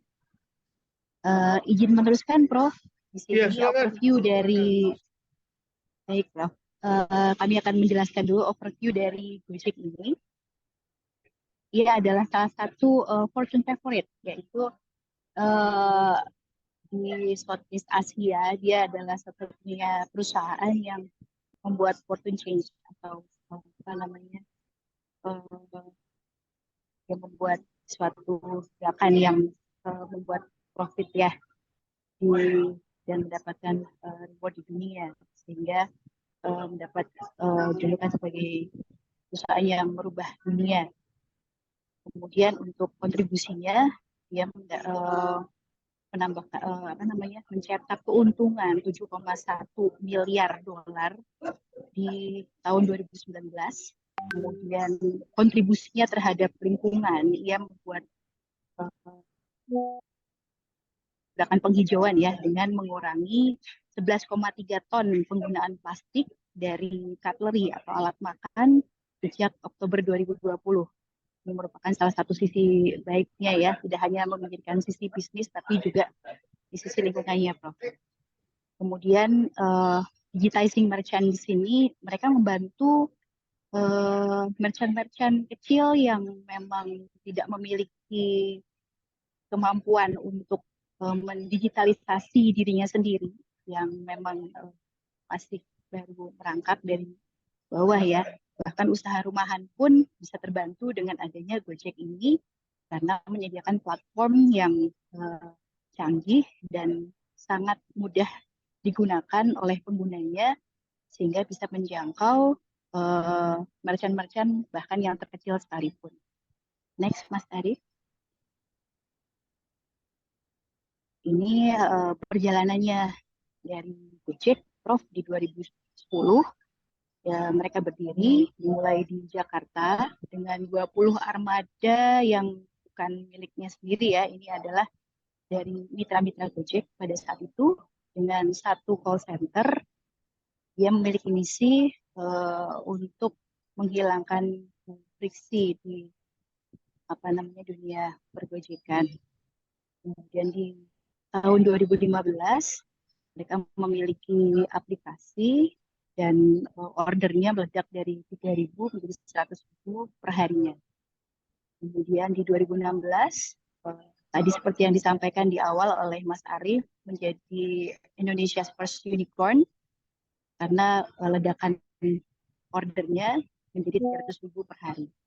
Kemudian di 2017, dia masuk 20 besar ya, di ranking 17, Fortune Top 20 Companies yang merubah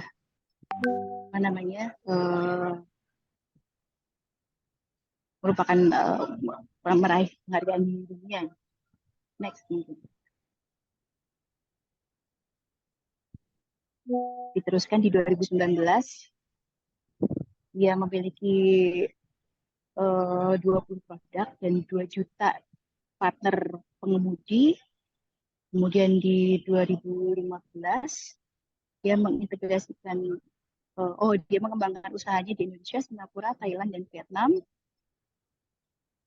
Kemudian di 2021 Gojek dan Tokopedia berkolaborasi menjadi GoTo dan menjadi teknologi grup IT terbesar di Indonesia.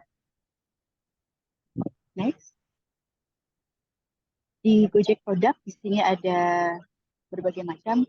Untuk transport dan logistiknya ada GoRide, GoCar, GoBluebird, karena mereka berkolaborasi dengan Bluebird, GoSend, dan GoBox. Untuk di sisi pengembangan yang lain, ia punya sistem dompet digital dengan brand sendiri, GoPay, GoTagihan, GoPayLater, dan GoSure.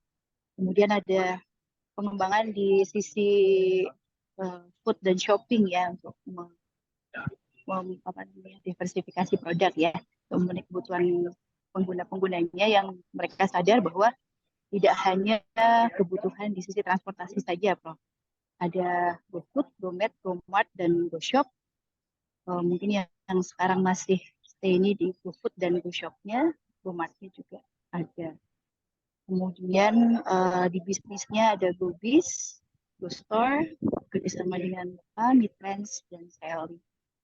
Kemudian untuk entertainment, di sini ada pengembangan lagi, yaitu GoPlay dan GoTix. Mungkin selanjutnya bisa diteruskan oleh Pak Hinwan atau Pak Arief, monggo. Baik, terima kasih Mbak Ana, izin Prof. Nah, ini melanjutkan beberapa inovasi-inovasi yang diberikan oleh Gojek, Pak, untuk meningkatkan customer loyalty dari pelanggannya.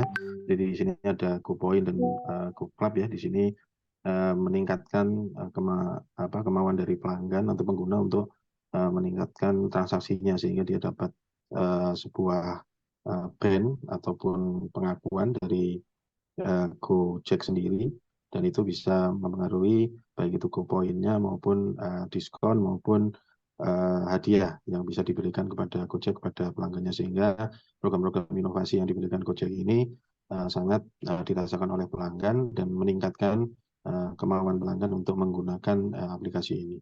Lanjut.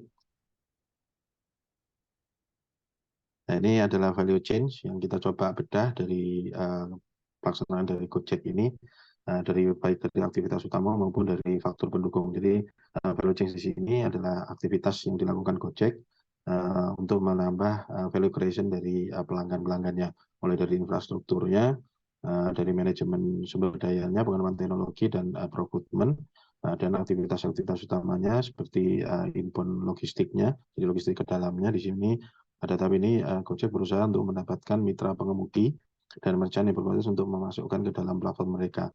Pemilihan mitra tentunya di sini yang seperti tadi diketahui, baik dari mitra driver maupun mitra penyedia makanan maupun barang, itu hampir 800.000, di mana inovasi yang dilakukan Gojek adalah dalam melakukan procurement maupun pemilihan itu secara online, dan juga reward maupun punishment-nya juga dibebankan ataupun diintegrasikan dengan pemilihan poin dari pelanggan. Hal itu sangat membuat pelanggan memiliki kemampuan dan kemauan ya untuk memberikan rating maupun penilaian, sehingga juga dari mitra juga menjaga kualitasnya untuk bisa memberikan yang terbaik pada pelanggannya. Di sini adalah inbound logistik, dan ini pemilihan mitra, atribut Gojek, dan pemilihan karyawannya.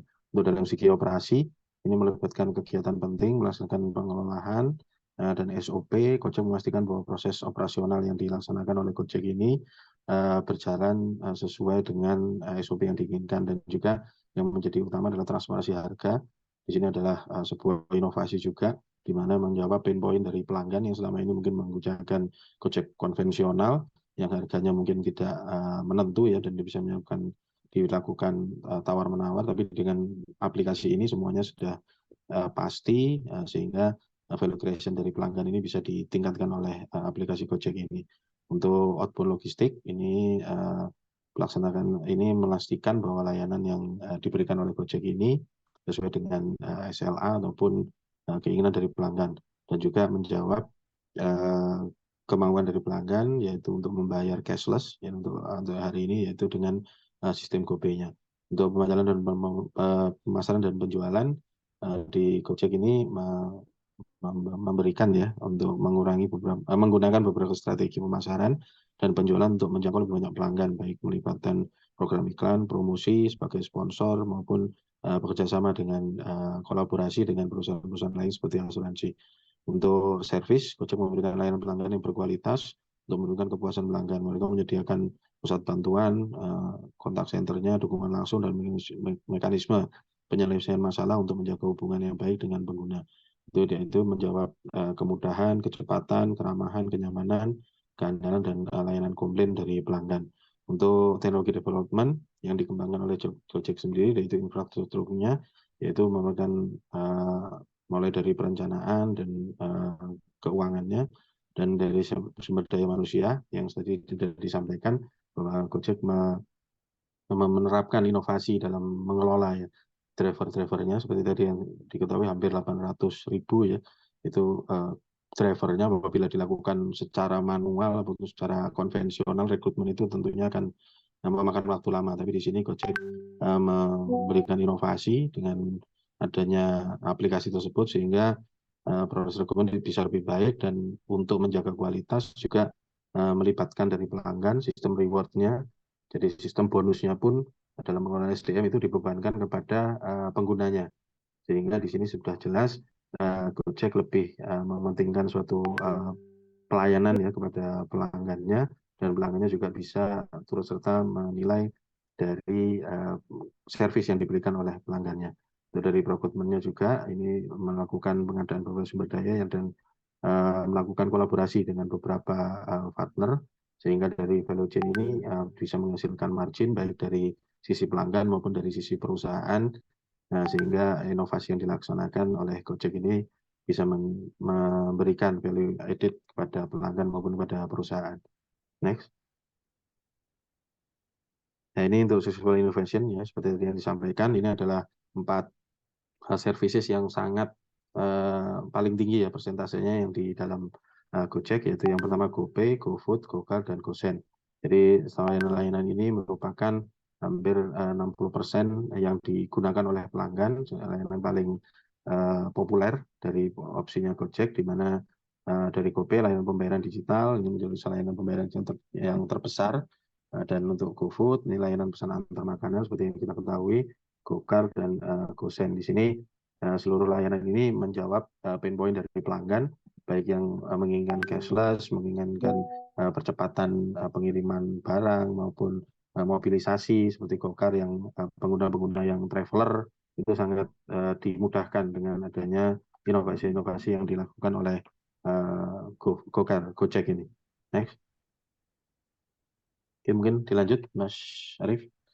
Baik, terima kasih Pak Imawan.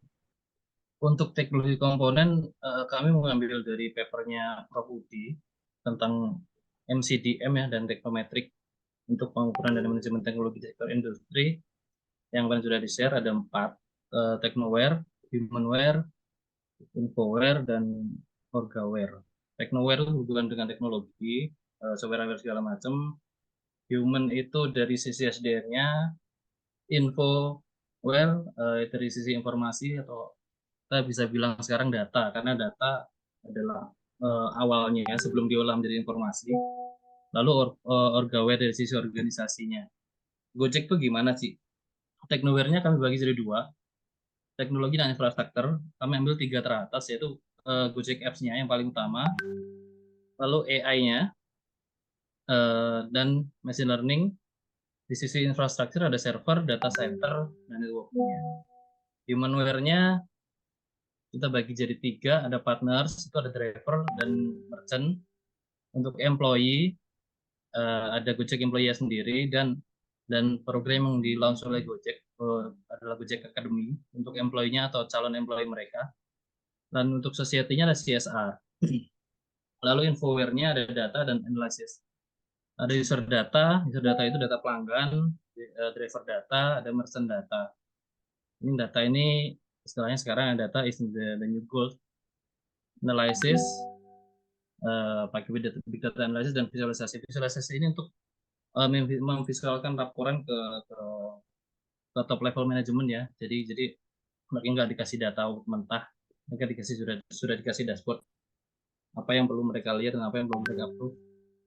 Dari sisi software-nya, culture-nya, culture yang inovasi, jadi inovasi culture dan creative thinking, leadership-nya strong leadership dan policy itu kebijakannya bagaimana. Untuk kualitas suksesnya gimana sih? Harus technoware, dari sisi technoware harus efisien, affordable, dan quality-nya harus bagus. Dari sisi humanware, satisfaction-nya, productivity-nya, development-nya gimana? Semuanya harus able to increase dan to support. Infoware-nya harus akurat, harus lengkap, harus tersedia. Data itu nggak boleh loss, nggak boleh nol. Orware-nya, culture-nya gimana, leadership-nya gimana, policy-nya bagaimana. Lalu kami di sini mengambil scoring, Bro, untuk aspek-aspek tersebut. Ini scoring yang kita ambil, kita pemikiran kami, belum dari survei atau segala macam. Untuk Gojek Apps-nya 9, karena penting, sangat penting. AI 8 karena masih pengembangan, machine learning juga masih pengembangan, server 8, 7, dan seterusnya dengan total rata-rata 7,83. Yang saya garis bawahi ini user data.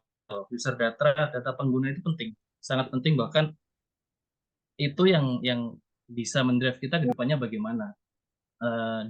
User customer ini behavior-nya bagaimana sih, biar kita nanti adopt-nya, inovasinya sesuai sama apa yang mereka pengen.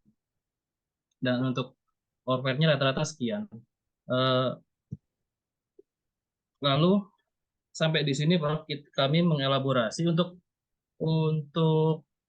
yang teknometriknya kami belum mengarah ke sana karena kami terus terang masih mempelajari tentang teknometriknya, karena di papernya Prof kan ada 2 yaitu yang dibandingkan ya, perusahaan gula itu ada 2 yang dibandingkan. Sementara kita masih mengelaborasi satu ini Gojek. Intinya dari kami, jika skornya adalah sekian, berarti dari sisi teknoware-nya mereka bisa, dengan teknoware yang ada, mereka bisa efisien, accessible, dan service quality-nya bisa naik. Dengan humanware yang sekian, even hanya 7.0, satisfaction-nya bisa naik, productivity bisa naik, dan development-nya bisa disupport. Dan infoware-nya, ini tingkat tertinggi seperti yang saya bilang tadi, data itu penting. Sebelum diolah jadi informasi, data itu sebenarnya. Kalau datanya benar, informasinya pasti benar. Kalau datanya salah, informasinya belum tentu benar. Karena ya di mana-mana data itu ya nomor 1. Sekarang yang jual beli data juga banyak masalahnya. Entah itu akurat atau tidak. Tapi di sini data itu yang dikolek harus akurat, karena mereka kolek data dari apps-nya mereka sendiri dan terpercaya. Jadi behavior-nya bisa dilihat bagaimana pelanggan itu behavior-nya mereka. Data juga komplit dan selalu tersedia dan mudah diakses oleh mereka. Lalu dari organisasi WER-nya, culture innovation-nya oke, leadership-nya strong, sama visionary leadership. Walaupun akhir-akhir ini sih dari pihak gurunya juga habis lepas saham sih, cuman nggak, sisi Gojeknya saya rasa masih dipegang yang visioner, karena meskipun sekarang mereka sedang rugi, cuman GTV mereka lagi naik, gross transaction value-nya lagi naik 33% dari tahun kemarin. Kalau seperti ini terus, prediksi dari mereka ya, prediksi dari Gojeknya ya, tahun depan di 2024 akan untung, prediksi dari mereka, semoga ya. Lalu kebijakan dan prosedurnya jelas dan tegas untuk mensupport inovasi mereka. Sekian dari kami, Prof. Mohon arahan. Terima kasih. Ya, baik. Terima kasih Pak Sarifuddin. Ya, jadi saya appreciate usaha untuk mencoba mengukur komponen-komponen dari teknologi Gojek ya, dengan teknometrik, technoware, humanware, infoware, dan organiware. Dan sekarang karena konsep cybernet itu menjadi hal yang penting. Sekarang elemen teknometrik itu tidak hanya THIO tetapi tambah C, cybernetware. Jadi jaringan itu sekarang jadi ukuran untuk melihat state of the art dari satu teknologi. Apalagi Gojek kan, dia jaringan data di satelit sana, kemudian di receiver di mana, di ditransmisikan ke berapa lagi 800.000 driver ya tadi ya. Itu kan butuh jaringan yang kuat ya. Sehingga leveling komponen cybernet itu cybernetware itu jadi satu hal yang perlu dikaji untuk melihat bahwa seberapa besar gap atau seberapa besar pengaruh dari kontribusi masing-masing komponen tadi. Baik, ya jadi saya kira suatu good try lah untuk mencoba melihat Gojek sebagai objek kajian karena memang fenomena Gojek itu cukup unik ya di Indonesia dan kontribusinya cukup besar juga dalam mendistribusikan atau di dalam merubah orientasi employment pasar kerja di Indonesia karena bagaimanapun 800.000 driver yang jalan setiap hari di seluruh Indonesia dan Vietnam barangkali ya itu juga berkontribusi pada sektor ekonomi yang sangat tinggi juga. Nah, hal yang menarik dari konsep Gojek itu kan community development ya, crowd ekonomi yang memisahkan antara aset perusahaan dan aset mandiri karena Gojek itu tidak mengurusi asetnya transportnya driver gitu, tidak mengurusi akses dan segala macam yang terkait dengan fasilitas untuk proses transportasinya, tetapi dia kan hanya menjual platform gitu ya, dan platform itu otomatis konsentrasi fokus pengembangannya pada pengembangan platform daripada mengembangkan alat transportnya. Tetapi kalau kita lihat sekarang ada perkembangan juga kesadaran pada green energy, pada mengatasi persoalan global warming. Gojek juga menurunkan motor listriknya ya. Jadi saya kira itu juga sesuatu yang memberikan value chain yang tinggi ya bagi bagi penyelamatan dan kelestarian ini ya. Dan itu hal yang penting. Satu pertanyaan dari saya adalah kira-kira ya lesson learned dari Anda mengamati Gojek ini apa saja lesson learned yang Anda bisa ungkap atau Anda bisa petik dari kajian isu Gojek di dalam fenomena industri 4.0 ya. Silakan. Ada yang mewakili dari grup ini? Kira-kira pendapat Anda gimana? Lesson learned setelah Anda melihat evolusi perkembangan dari perubahan-perubahan bisnis di Gojek itu, apa yang bisa Anda tarik? Lesson learned ya apa? Kalau dari saya gimana Pak Sarifuddin? Ya silakan Pak. Di marketing 4.0 bahkan yang sekarang diperkenalkan 5.0 semuanya tuh nggak bisa kalau one direction, harus bidirectional, dan teknologi ini bisa dipakai untuk memecahkan masalah sosial, nggak masalah teknologi saja seperti dahulu. Dan seperti yang dibilang tadi, untuk cybernetware-nya memang kecepatan dan fleksibilitas sih sekarang yang dipentingkan. Jadi sekarang apa-apa harus cepat, apa-apa harus fleksibel, nggak bisa yang saklek harus gini harus gitu. Dan satu yang paling penting sih bro, kalau dari sisi pemerintahnya nggak support ya nggak akan jadi, kita nggak akan bisa kemana-mana.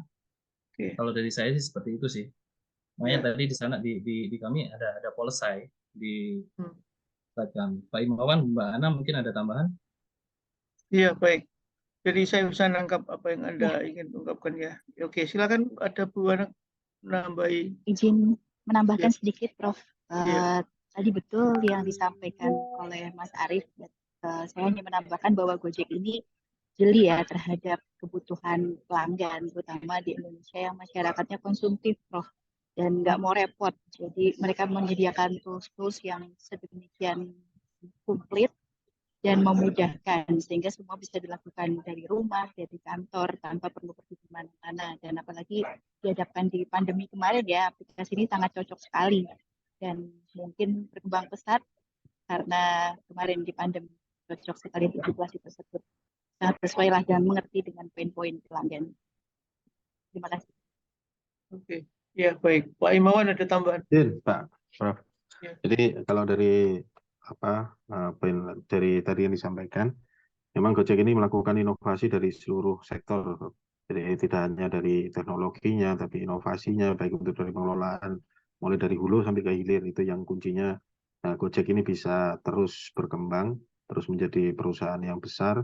Bahkan seperti tadi Go Bluebird itu merupakan jawaban dari threat yang dipetakan ya oleh Gojek, yang menjadi ancaman bahkan sekarang bisa menjadi partner. Itu adalah inovasi-inovasi yang luar biasa dari Gojek, sehingga terus berinovasi dari seluruh sisi, mulai dari karyawan, rekrutmen, operasional, sampai nanti ke produk-produk layanan, sampai ke customer service-nya, itu semua dilaksanakan oleh Gojek. Itulah yang membuat Gojek ini bisa bertahan, sehingga itu adalah pelajaran, baik itu tadi yang disampaikan teknoware, humanware, infoware, legalware, dan jaringan ya, itu merupakan kekuatan dan juga yang harus dinilai, yang harus kita petakan ya untuk mendapat keunggulan dari suatu bisnis yang kita jalankan. Mungkin itu, Prof. Terima kasih. Iya, baik. Jadi saya kira saya sepakat dengan poin-poin yang Anda sampaikan. Satu lagi, jadi platform semacam ini sebagai platform yang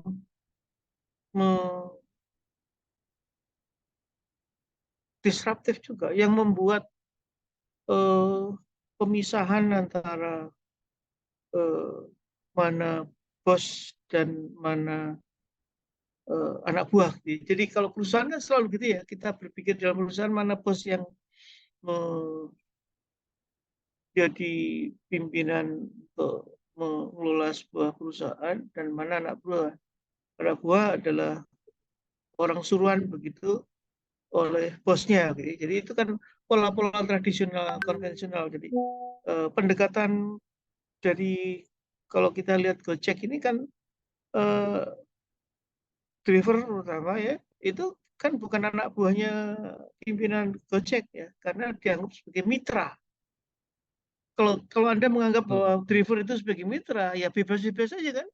Sebagai mitra mau menerima kerja atau tidak, mau ninggalin atau enggak, dia mau gue untuk melakukan kegiatan-kegiatan aktivitasnya dalam konteks bisnis prosesnya di Gojek ya. Jadi ini juga hal yang tidak pernah terpikirkan sebelumnya. Kalau orang di dunia transport kan ini yang membawa motornya si driver sendiri, mengongkosi bensin sendiri, maintenance sendiri dan segala macam ya kan. Jadi tidak ada hubungan atasan bawahan dalam organisasi perburuan begini ya. Nah ini yang saya tangkap tadi, harus ada dukungan pemerintah ya, ekosistemnya harus kuat. Cuman pertanyaannya apakah sektor ini kan bukan sektor formal ya, karena kan nggak bayar pajak ya. Pajak, Anda bayar pajak nggak kira-kira waktu Anda pesan Gojek, GoFood dan lain-lain? Kalau dari sisi customernya enggak sih Pak. Cuman kalau GoFood kan? Biasanya 10% dari pajak restoran sih Pak. Kalau dari sisi pengantarannya rasanya enggak sih. Kalau dari sisi artinya ada opportunity cost ya, ada opportunity losses yang seharusnya masuk di dalam transaksi ekonomi biasa kan. Ada PPH ya, PPN ya. Kalau kita transaksi, kita beli apa gitu kan mesti ada PPH. Nah, sekarang PPH-nya itu lari ke berbagi antara driver dengan si pengembang platform gitu ya, Gojek ya. Nah ini bagi sisi pemerintah apakah pernah menghitung gitu ya, kalau kita transaksi dengan konsep konvensional tradisional, seharusnya transaksi yang begitu besar itu masuk berapa pajaknya, lah sekarang diambil alih oleh sistem crowd ekonomik baru dengan platform Gojek itu kehilangan berapa pemerintah? Tetapi juga diingat kehilangannya pemerintah itu menciptakan value baru bagi driver kan. Driver yang tadinya nganggur, dia modal sepeda motor bisa menghasilkan uang gitu ya. Nah, ini belum ada kajian yang mendalam tentang opportunity, cost dan trade-off analisis dari munculnya bisnis-bisnis baru dengan konsep Gojek kayak gini ya. Jadi saya kira itu hal yang menarik juga. Apakah nanti kalau ada signal positif bahwa pemerintah kehilangan pajak tapi menciptakan revenue generator lewat banyaknya orang yang bisa diserap kerja, quote unquote, meskipun dalam posisi awal proposisinya Gojek itu menganggap driver itu bukan gawe tapi mitra kerja. Nah, ini kan kajiannya bisa banyak makro lah, gitu ya. Oke, baik. Saya kira paper atau makalah yang Anda sampaikan semua sudah sangat baik. Artinya Anda sudah mulai menghayati beberapa konsep-konsep di dalam manajemen teknologi dan inovasi. Dan masih ada grup lain yang belum sempat presentasi ya.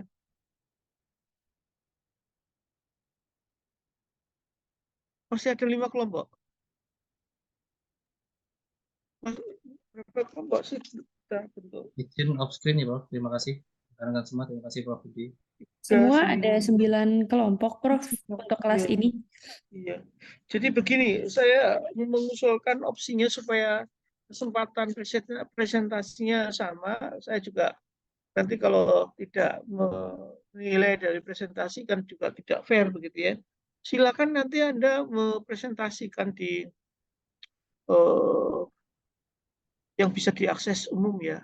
Apakah di YouTube atau Anda rekam lewat presentasi virtual Anda, kemudian rekaman video itu dikirim ke saya atau ditumpuk ke yang biasanya bantu kelas Bu Dwi Sinta ya.